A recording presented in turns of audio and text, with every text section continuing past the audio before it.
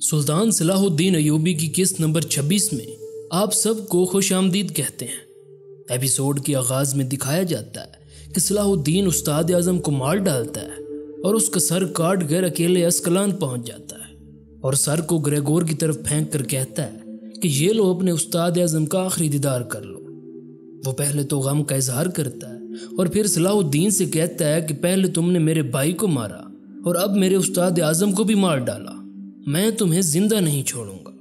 تمہاری موت تمہیں یہاں کھینچ لائی ہے، لیکن میں تمہیں یہاں مار کر شہید نہیں بناؤں گا، بلکہ میں تمہارا خاتمہ میدان جنگ میں کروں گا۔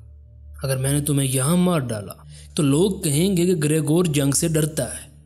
صلاح الدین جواب میں کہتا ہے کہ میں موت سے نہیں ڈرتا، یہ صرف شروعات ہے، میں تمہیں جنگ کے لیے للکارنے آیا ہوں۔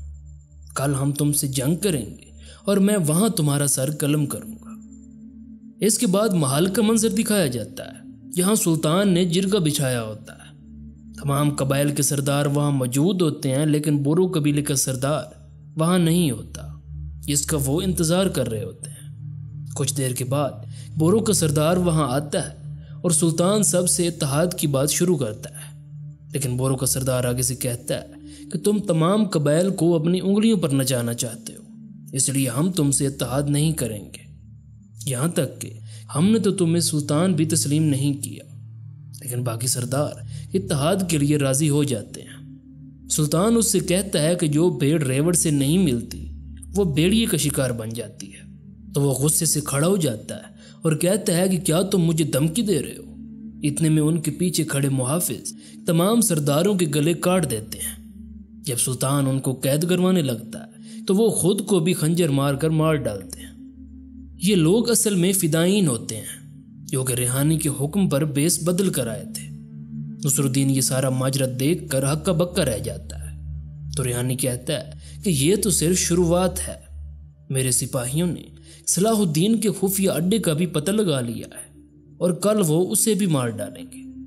اگلے دن جب صلاح الدین اور اس کے سپاہی جنگ کی تیاری میں مصروف ہوتے ہیں تو اچانک فدائین ان پر بھی حملہ کر دیتے ہیں۔ ان کے درمیان کافی جنگ ہوتی ہے اور جنگ میں صلاح الدین کے بھی کافی سپاہی شہید ہو جاتے ہیں۔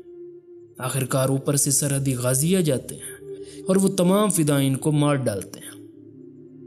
اس کے بعد بورو قبیلے کا منظر دکھایا جاتا ہے، جہاں عصمت خاتون اور اس کی بہن سردار کے واپس نہ آنے پر پریشان ہوتے ہیں۔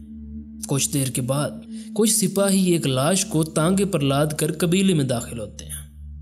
عصمت خاتون جب آگے جا کر لاش سے کپڑا ہٹاتی ہے تو وہ لاش سردار کی ہوتی ہے۔ یہ دیکھ کر وہ سب رونے لگ جاتے ہیں۔